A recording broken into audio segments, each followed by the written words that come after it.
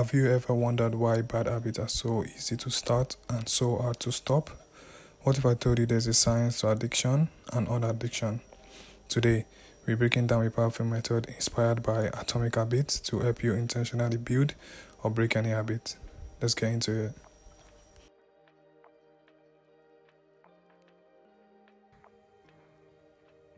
So, the first step to building addictive and addictive habits is to make it obvious. So, step one, make it obvious.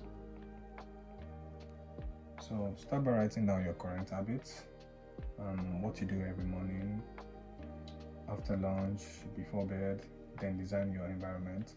If you want to drink more water, make sure you put the bottle on your desk, and out of sight is out of mind, and the opposite is true too. So we move on to step two, which is make it attractive.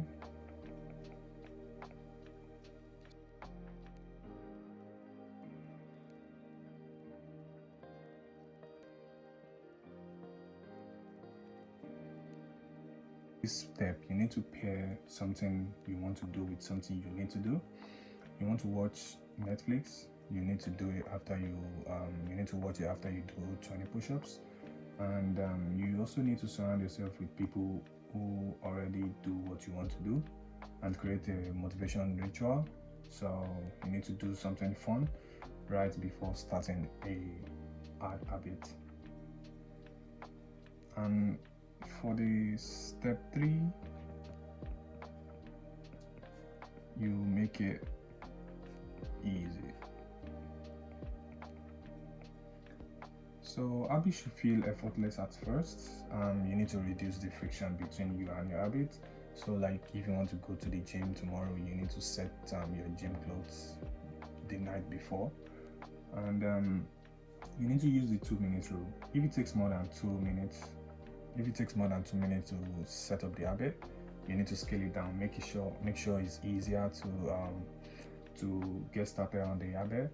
And like if you want to read a book, you need to first start with one page, or maybe start with picking up the book first before you start reading. And just make sure, instead of saying, oh, I want to read 10 pages, just start with one page, then scale it up from there. And you automate it also. You use reminders, you use timers, and you use subscription, anything to make it very smooth. And for the step 4, which is the last step, you need to make it satisfying.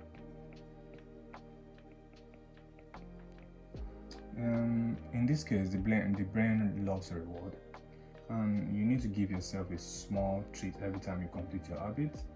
If you're trying to avoid bad habits, you need to make doing nothing more enjoyable than actually doing the habit.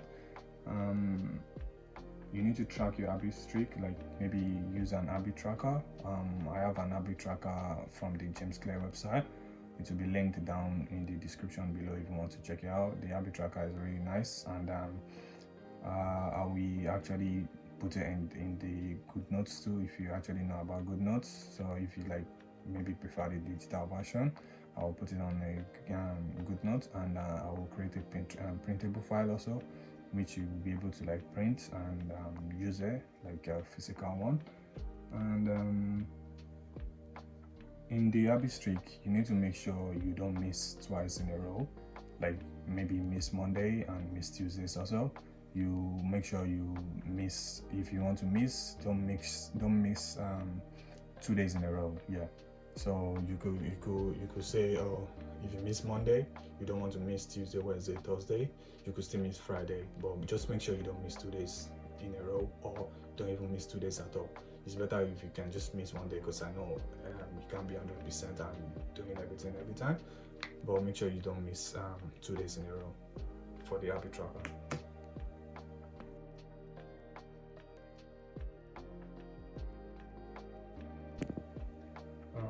So now that we've talked about making good habits, we need to talk about how to actually break bad habits. So we have the time for our good habits, or maybe we want to like replace the bad habit with something, because according to science, our brain actually needs a place to like something to like replace whenever we are trying to like remove something. So because when we experience like withdrawal symptoms whenever we try to like break something that we've been addicted to, or something we've been doing consistently. So to break bad habit is actually almost the same with making the good habits, but it's just in reverse. So in step one of making good habits, we say we make it obvious, but to break a bad habit, we make it invisible. Step one, make it invisible. This one is a bit explanatory. So this one, what you do with this one is you remove the cues, which are the things that actually make you want to do the bad habit. Like maybe whenever you see a pack of cigarettes, you feel like smoking. Whenever you what other bad habits people always do. Whenever you see something, it makes you want to do the bad habit. So you remove that stuff that makes you want to like do the bad habit. Out of sight, out of mind. So if you want to stop scrolling on TikTok, you need to delete the application. If you want to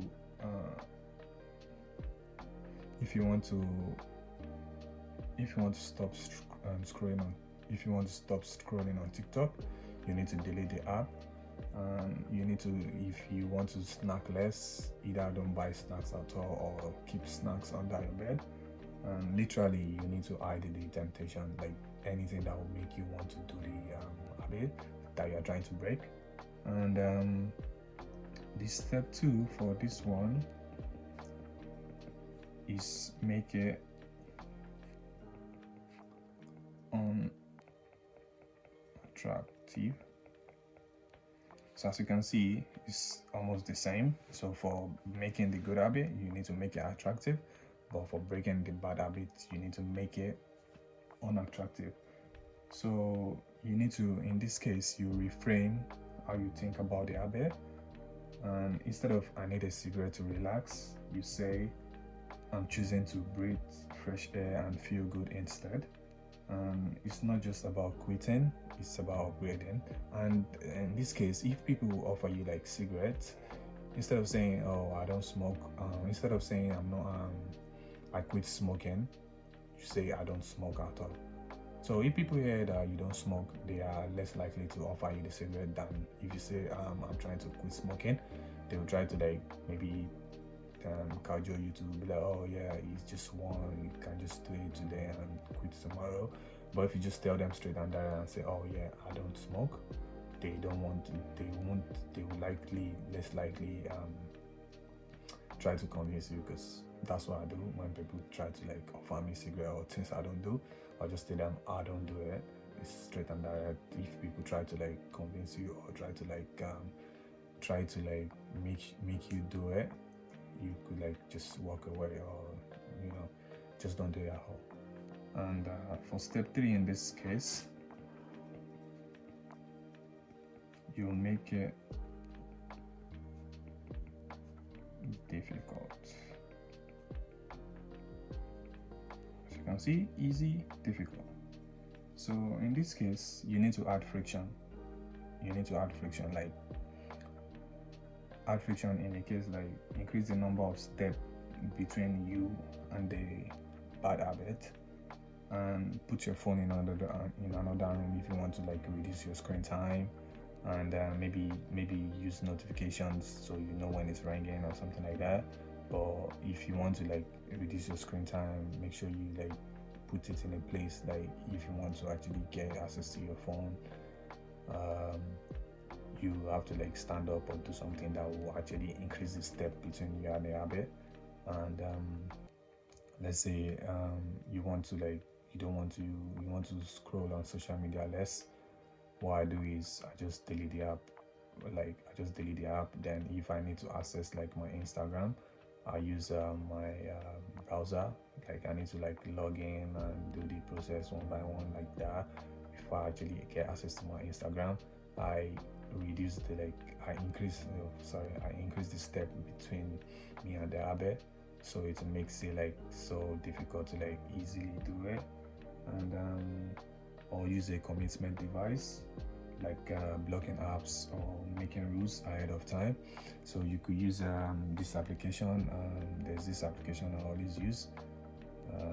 I think it's called Focus or something like that. I will like put the application in the screen. So because I don't really remember right now, but when I'm editing this video, I'll put it in the screen to show you the application. You will see it in the screen. And yeah, you could actually buy all these containers. It will also be shown on the screen. For like they have all this timer on top of it. You click it and you put your phone inside, then you lock your phone for like few minutes, or you set the time you want to lock your phone for.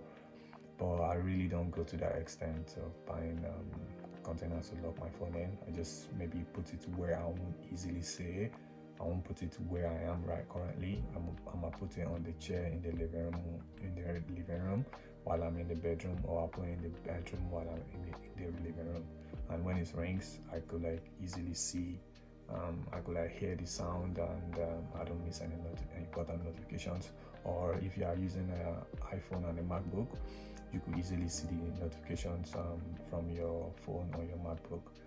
And yeah, for the step 4,